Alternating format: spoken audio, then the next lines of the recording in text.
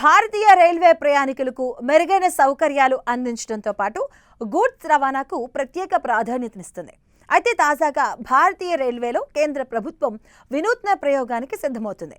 విమానాల్లో అమలులో ఉన్నటువంటి బెల్లీ ఫ్లైట్ విధానాన్ని రైల్లోనూ ప్రవేశపెట్టే దిశగా కీలకంగా అడుగులు వేస్తుంది.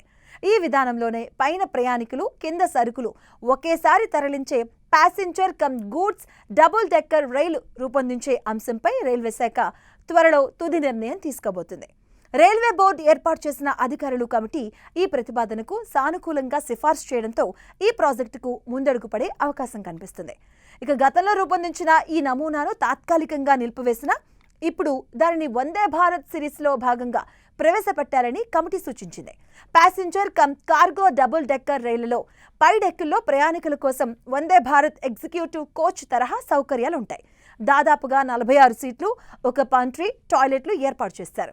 లోయర్ డెక్లో గరిష్టంగా 6 టన్నుల వరకు సరుకును తరలించే అవకాశం ఉంటుంది. అయితే ఈ సరుకుకు సంబంధించిన వాసన, ఇతర ప్రభావాలు పై డెక్కుల్లోకి రాకుండా రూఫ్ ప్రత్యేకంగా ఉంటుంది. ఇందులో smoke detection, video surveillance camera వంటి ఏర్పాట్లుంటాయి. ఒక్కో కొచ్చు తయారీకి 4.5 కోట్ల వరకు ఖర్చు అవుతుందని అంచనా. ఈ రైలు కూడా గంటకు 160 కిలోమీటర్ల వేగంతో ప్రయాణించే సామర్థ్యాన్ని కలిగి ఉంటుంది. Passenger come cargo double decker తరహా నమూనాను 4 ఏళ్ల క్రితమే పంజాబ్ రాష్ట్రంలోని కపూర్తాలో ఫ్యాక్టరీ రూపొందించింది. ఆ తర్వాత దీనిపై తుది నిర్ణయం తీసుకోకుండా ప్రాజెక్టును నిలిపివేశారు. ఇప్పుడు మళ్లీ దీనిని అమలు చేయాలని కమిటీ సిఫార్సు చేయడంతో ఈ ప్రాజెక్ట్ మరోసారి తెరపైకొచ్చింది. సో ఈ ప్రతిపాదనపై ప్రధానమంత్రి కార్యాలయం నుంచి వచ్చే ఆదేశాల మేరకు రైల్వే బోర్డు తుది నిర్ణయం తీసుకోబోతుంది.